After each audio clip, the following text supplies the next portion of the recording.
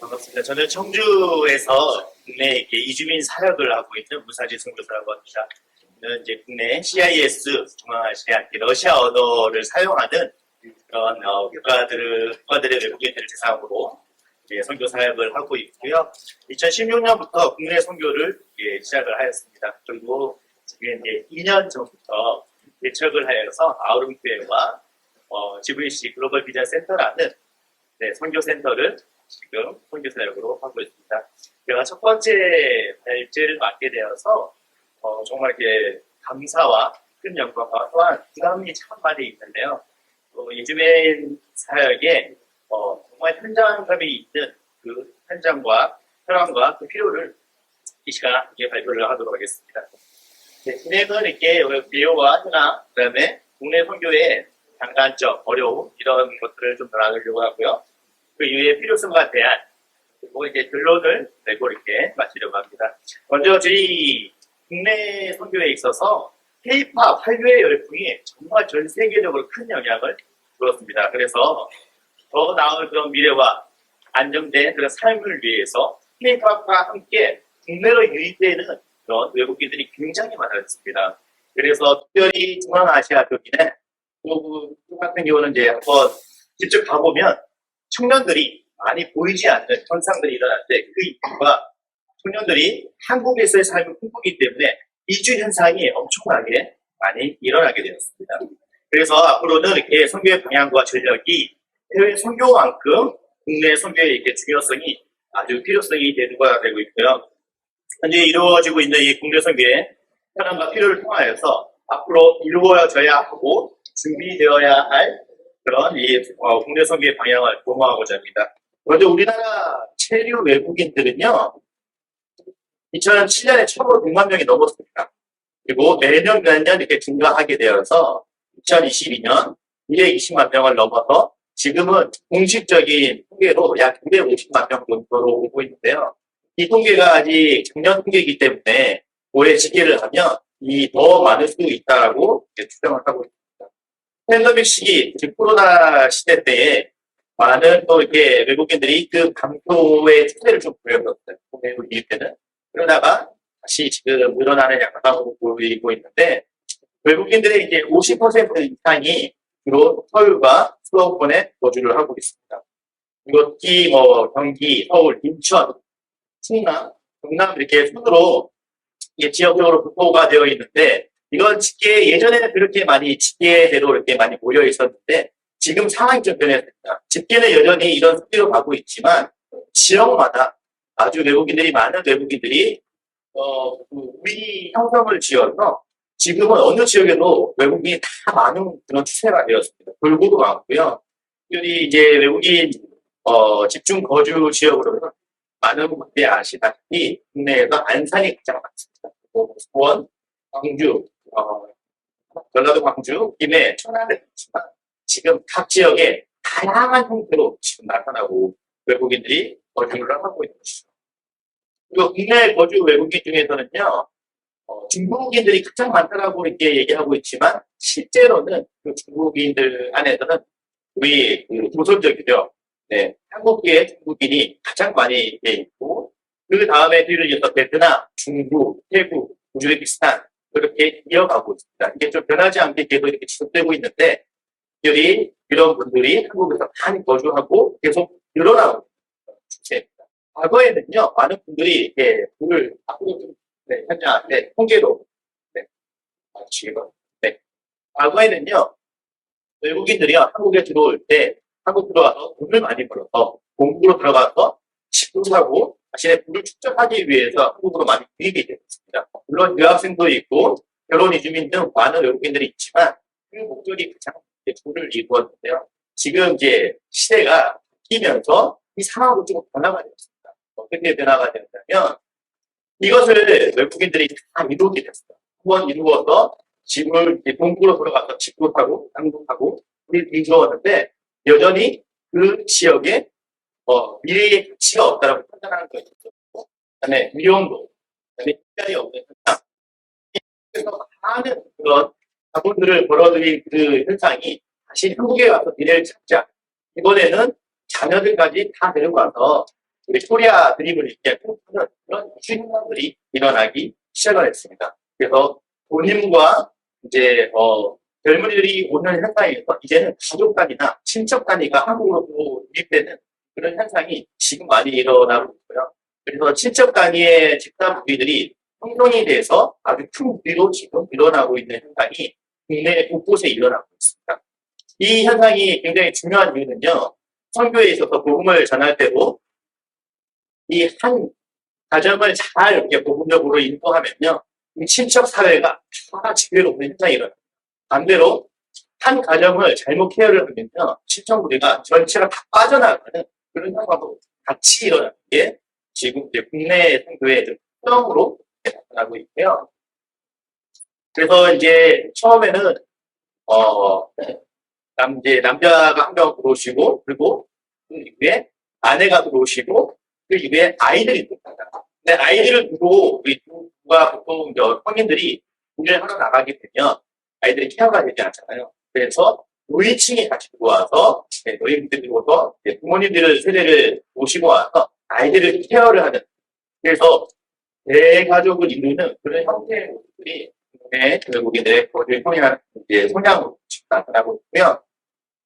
표를 보시면 아까 말씀드렸듯이 중국, 베트남, 태국, 우즈베키스탄, 미국 이렇게 되고 있는데 여러 지역 나라가 골고루 많이 있는 가운데 이 중앙아시아 분들, 무료인들은요 비자에 많은 유리한 점이 있습니다. 그래서 다른 외국인과 달리 노동을 하러 오신 경우는요 어느 일정 기간 있다가 쉬어야 되지만 결혼하지 않는 이상은 이렇게 하지만 무료인들은 재동포 비자를 통하여서 여기 이 땅에 영주권이나 아니면 비자를 하는 그런 단위의 외국인들이 지금 많이 늘어나고 있습니다. 그리고 이제 국내 선교의 대상자로는요, 다문화 가족과 이주민으로 조금 나누어집니다. 물론 유학생도 있는데 이 용어가 좀 중요한 것은 국내 선교 용어를 아시는 분들이 많이 없으세요.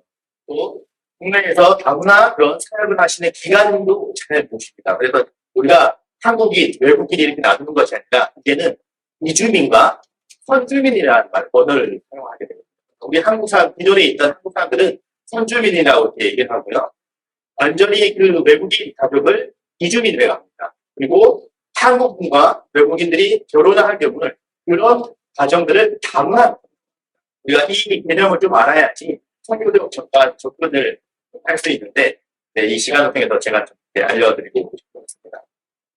그리고 국내 이제 선교에 사역 현황을 좀 보시면요, 우리가 이제 저희 청주 지역의 사역 현황인데, 또 사역은 이제 저희 같은 경우는 세 가지로 분류해서 진행을 하고 있습니다. 교육 선교를 하나를 하고 있고요. 그래서 한국어 캠프나 한국어 투어, 그래서 한국어로 어려움을 당하는 외국인들에게 한국어를 통하여서 함께 도움을 주고 이것이 또 복음의 통로가 될 수 있도록 제가 교육 선교를 진행을 하고 있고요. 그다음에 단순히 한국어만 가지고는 지금은 교육으로도 너무 부족한 현상이에요.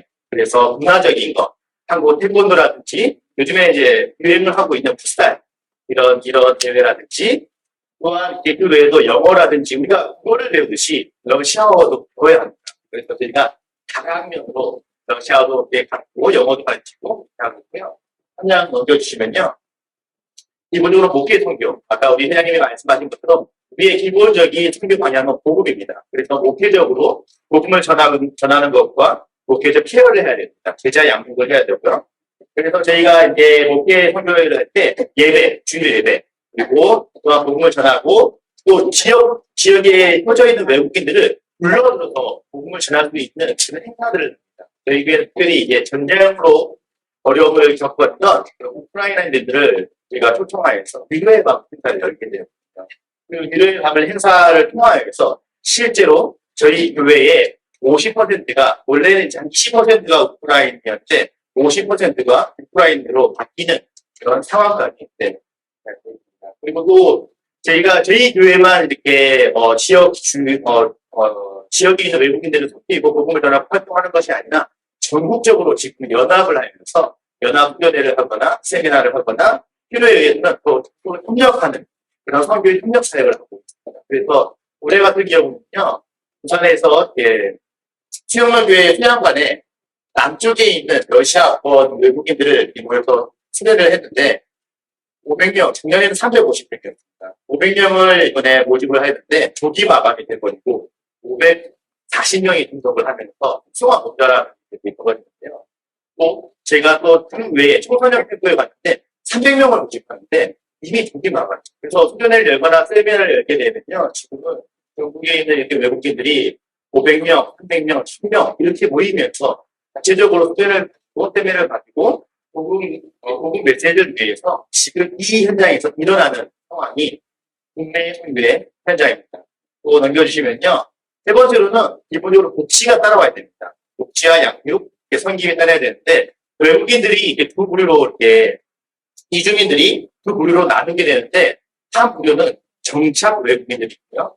다른 부류는 비정착 외국인들이 있습니다. 무슨 말이냐면 이미 우리 안산이라든지 김해라든지 이렇게 이미 외국인 커뮤니티가 형성된 곳은 대부분 정착 외국인입니다. 그래서 비록 5년 정도 이상 된 분들이 본인들이 먹고 살 것들을 걱정 안 하게 될 정도로 이렇게 형성된 분위기들이 있는 지역들이 있는데 그곳을 정착 외국인이라고 하고요. 저희 같이 청주 같은 지역에는 3년 사이에 모여들 케이스입니다. 그러다 보니까 이분들이 해외에서 한국에 들어올 때 그냥 그거에 대한 빚을 내고 있어요. 빚을 갚아야 되고 본국에 있는 가족들에게 돈을 보내야 되고 또한 한국에서 생활해야 되고 아이들이 있으면 아이들을 이렇게 케어가 되면 정착하는데 한 5년 정도 걸립니다. 그래서 정착 외국인과 비정착 외국인들을 구분하여서 저희가 선교 방향들을 좀 이렇게 조정하면서 복음을 전하고 복지를 요하고 또한 양육이나 힘을 이렇게 진행을 합니다. 실제로 그래서 온지 얼마 안 된 그런 외국인들은요, 의료적인 혜택을 보기가 너무 어려운 경우가 많고요. 그 다음에 이제 통역 말이 안 돼서 어려움을 당할 때, 그럴 때 저희가 항상 모든 곳에 다 투입이 돼서 먼저 달려갑니다. 어떨 때는 보험사보다 더 빨리 현장에 달려가야 되는 그런 상황도 있고요. 범죄에 관련됐을 때는 제가 개입해서 경찰서나 검찰청에 간 적도 있었고요. 기본적으로 모든 의료적 그리고 교육적으로도 도움을 줘야 되는 것이 다방면으로 해야 하는 현장들 사역을 통해서 이루어지고 있습니다. 네, 국내 선교의 이제 장점과 어려움에 대해서 좀 나누고 싶은데요.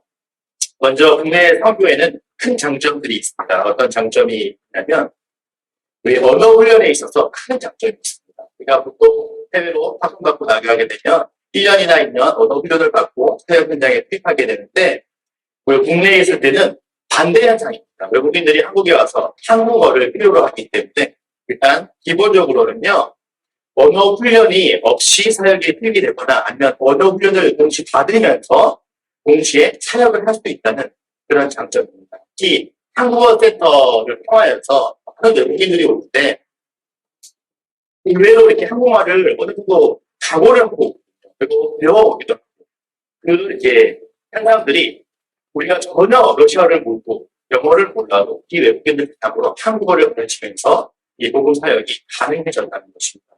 물론 언어는요, 언어 훈련은 선교에 있어서 가장 중요한 절대적으로 필요한 도구입니다. 이 언어가 제대로 되었을 때 정확한 복음의 메시지를 전달할 수 있기 때문에 가장 선교사에게 필요한 도구이지만 국내 선교의 장점은 이것을 시간을 줄일 수가 있고 또한 자원봉사자들이나 또 이렇게 달란트를 통하여서 달란트가 있으신 분들이 함께 할 수 있는, 언어를 몰라도 함께 할 수 있는 그런 좋은 장점이 있습니다.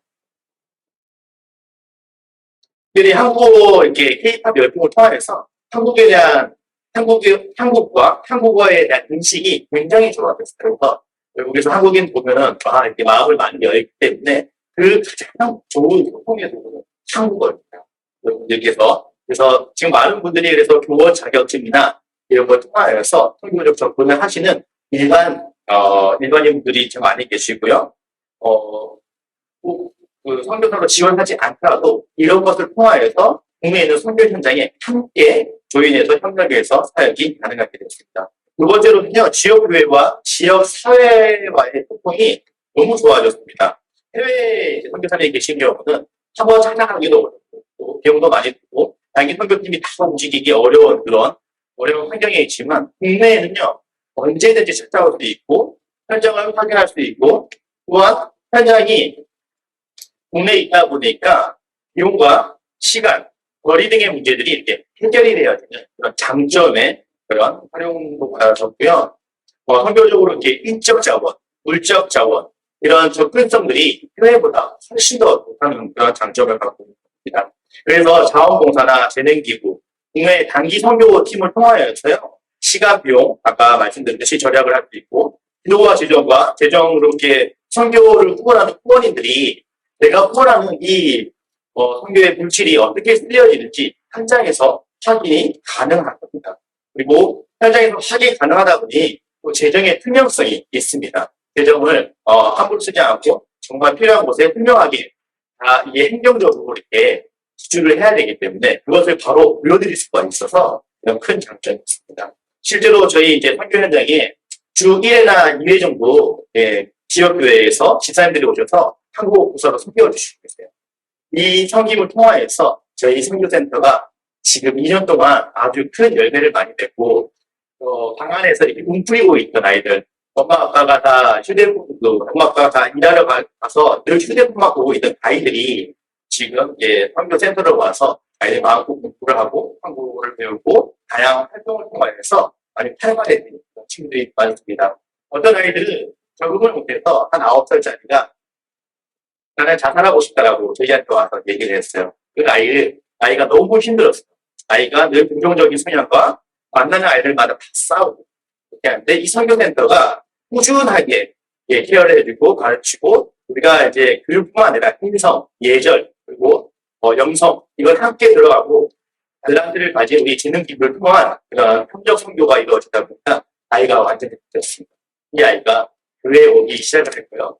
이 아이를 통해서 부모님이 교회에 나오는 놀라운 역사가 일어나게 되었습니다. 그리고 또한 우리 국내 외국인들을 지원하는 NGO 단체나 우리 재외동포재단, 교육청, 도청, 국내 거주 외국인들을 지원하는 다문화 관련 기관들과 소통하게 같습니다. 이것을 통하여서 프로젝트를 통하여서 필요한 선교 재정을 이렇게 좀 확보할 수 있는 그런 장점을 가지고 있고요. 또 이 지역 사회에 긍정적인 영향들을 이렇게 낼 수가 있습니다. 무슨 말이냐면 많은 기관들이 국내 기관들이 다문화 사역에 투입이 되었습니다. 많은 재정들이 나라의 재정들이 투입이 되었는데 이 재정과 이런 것들이 이제 복음이 없고 교회에서 이렇게 하지 않다 보니까 일정인 선교적인 접근이 아니라 보니까 6시 퇴근 시간이 땡 되면 사역이 중단되는 상황이 있습니다. 그런데 많은 분들은 그 이유도 케어가 필요한데 이것은 교회에서 할 수 있는 선교적 접근으로 아까 말씀드렸듯이 차 사고가 나거나 아니면 어떤 문제가 생겼을 때 급하게 아프거나 이럴 때는 항상 저희가 이제 선교 119처럼 달려갈 수 있는 그런 선교사들이 그리고 교회가 이 역할을 하다 보니까 굉장히 긍정적인 효과가 있습니다. 오래 지나지 않아서 충청도에서 한번 그 외국인이 타고 가는 관광버스 하나가 중복되는 사건이 있었는데 그 사건이 우리나라에 크게 뉴스가 보도된 적이 있었습니다. 그렇게 됐을 때 다음날 아침에 저희한테 도청에서 가장 먼저 전화 왔어요. 제가 청주에 사역을 하다 보니까 저희에게 이 외국인들을 대상으로 의료적인 그런 통역을 할 사람이 필요합니다. 그런데 저희한테 가장 먼저 와서 저희가 통교적인 통역 서비스를 도와주고 제 아내와 저희 교인들이 몇 명이 투입돼서 실제로 응급한 환자들을 제가 케어하면서 이 도청과의 관계가 굉장히 좋아졌습니다. 그리고 이 도청은 저희 외국인 사역을 하는데 지원을 해주고 또 약속이 되는 이런 지역사회에 긍정적인 그런 효과를 낼 수 있고요. 제가 굳이 교회가 아니라고 말을 하지 않아도 저희는 좀 소통하기 위해서 기업민 민간단체로 등록을 했거든요. 그래서 종교성을 이렇게 보이지 않더라도 결국은 저희가 선교사인 걸 알고 교회가 이런 일을 한다는 것을 지역사회가 그것을 다 알게 될 텐데 저절로 알게 되고 선한 영향력을 볼 수 있는 이것이 또 복음의 통로로 사용될 수 있습니다.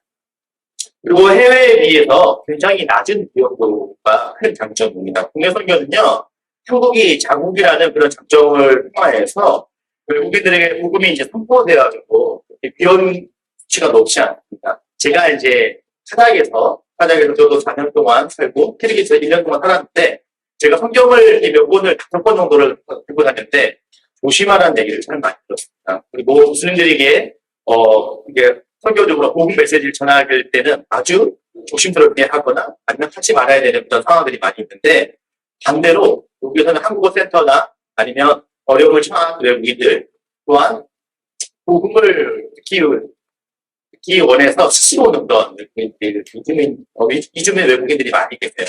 그러다 보니까 우리가 마음으로 복음 전하고 마음으로 성경을 전달하고 성경부를 진행해도 굉장히 위험도가 많습니다. 그래서 많은 무슬림들에게 특히 접근하기가, 물론 이게 100% 안전하다는 건 아니지만, 해외에 비해서 굉장히 위험도가 낮은 그런 장점이 있습니다. 그리고 이것은 의외로 정착률이 높아지는 그런 현상으로 이어집니다.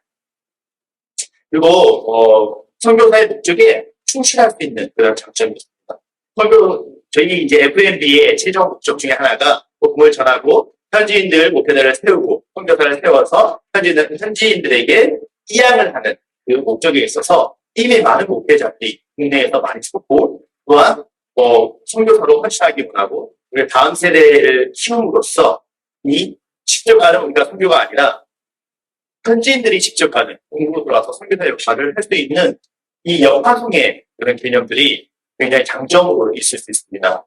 저희가 본래 목적이죠. 그 목적에 충실할 수 있는 것이 국내 선교가 가장 선교적 목적에 가장 부합되는 선교 사역이 되는 것입니다. 반대로 이렇게 장점이 있다면 어려움도 많이 있습니다.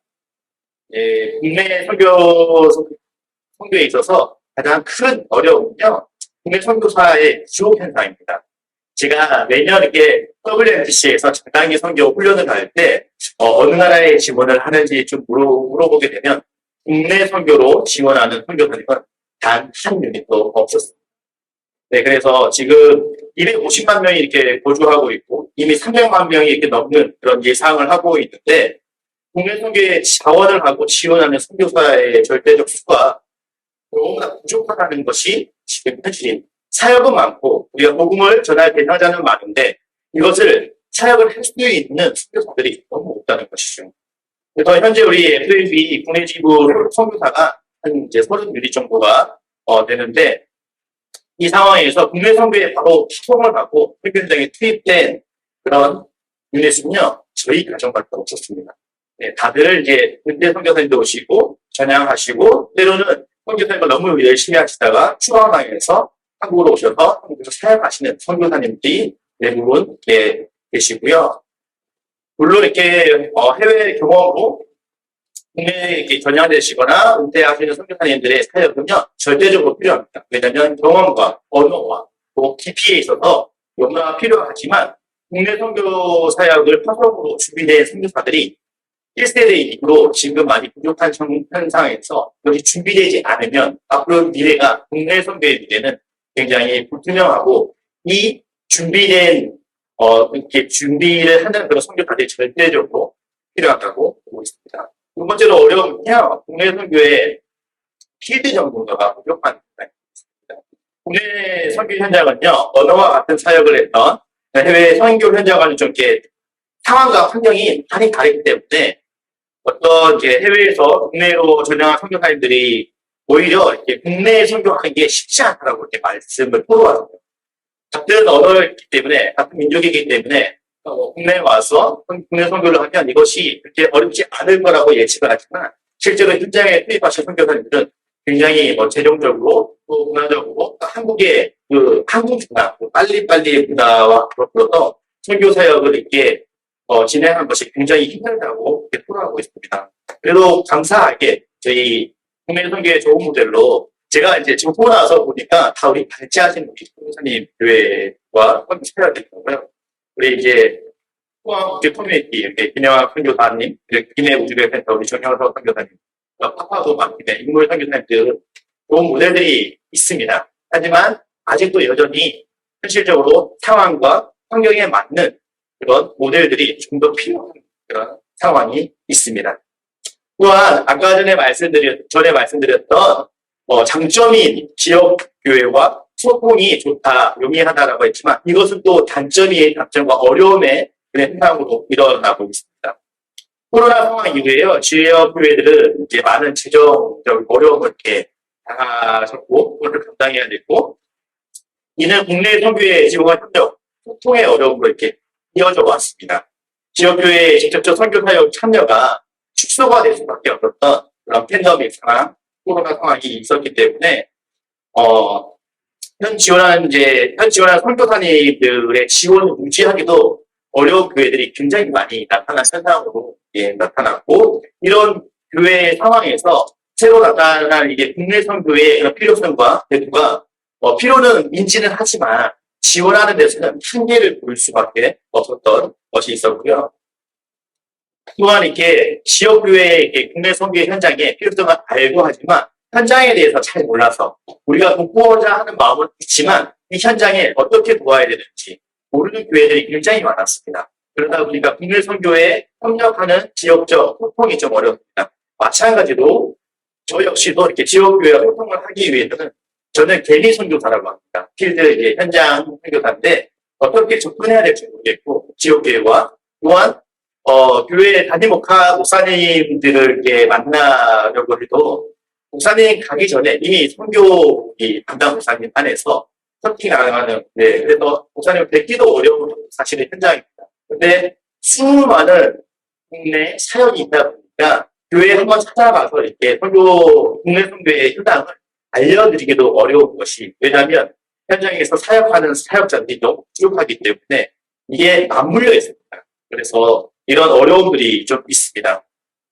그리고 인식의 어려움이 있는데요. 국내 선교는 예전부터 선교라기보다 특수 사역이라는 인식이 강했습니다. 그래서 농어촌 선교나 우리 지역에 있는 교회를 오히려 이제 국내 선교라고 지칭하기도 했고요. 외국인 사역에 대해서는 특수 사역이라는 얘기를 많이 하다 보니까 선교는 해외를 가야 선교다. 그리고 교인들의 인식도 마찬가지로 적어도 해외를 좀 가야지 뭔가 선교 같은 느낌이 드는 상황들이 많이 있었던 것 같습니다.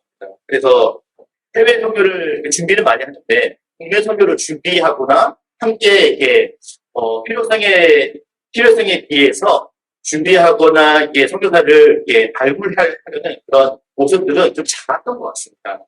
그러다 보니까 이 인식의 전환이 지금 필요로 해서 특수 사역이 아닌 국내 선교는 정말 선교 사역이라는 것이 지금 인식의 전환이 필요로 하고 있습니다. 또한 국내 선교는 어려움 중에 하나가 굉장히 높은 물가를 자랑합니다. 그리고 재정적인 지원에 어려움이 있는데요.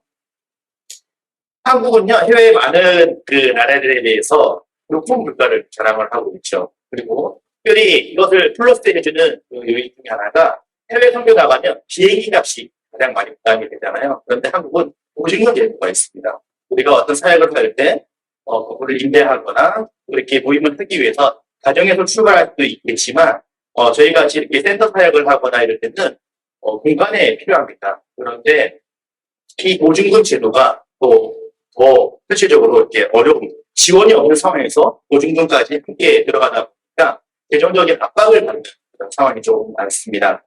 그렇기 때문에 인식의 부족과 지역교회의 재정 지원이 좀 어려운 시기가 같이 맞물려서 지금 이 사역을 국내 선교 사역을 선교사 개인이 감당해야 되는 그런 환경적 요인이 현실입니다.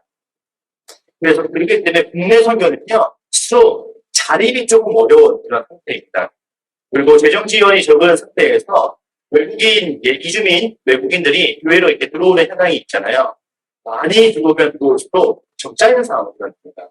운영위에서. 왜냐하면 선교는 먹여주고 퍼주고 해야 됩니다. 특히 중앙아시아의 문화적으로 신방을 한번 가려고 해도 빈손으로 가면 안 됩니다. 이것이 문화적인 예의가 아니기 때문에 간단한 선물을 사들고 다니고 또 미정착인 이 외국인들을 또 이렇게 케어하기 위해서는 반드시 식사와 함께 차를 마시는 그런 문화가 필요함으로써 교회에서는 저희 교회가 40명, 50명 이렇게 지금 예배를 드리고 있는데 한동안 매주 세 가족이 왔는데 너무나 감사하면서도 너무나 마음에 부담이 됐습니다. 왜냐하면 오면 올수록 교회 재정이 어려워지는 현상이 일어나는 겁니다. 이게 한국이기 때문에 일어나게 되고 특별히 그 성금은 들어오는 것이 별로 없는데 나가는 것은 계속 늘어나는 이것을 감당해야 되는데 이것이 선교사 개인이 감당해야 되는 그런 상황들이 많습니다.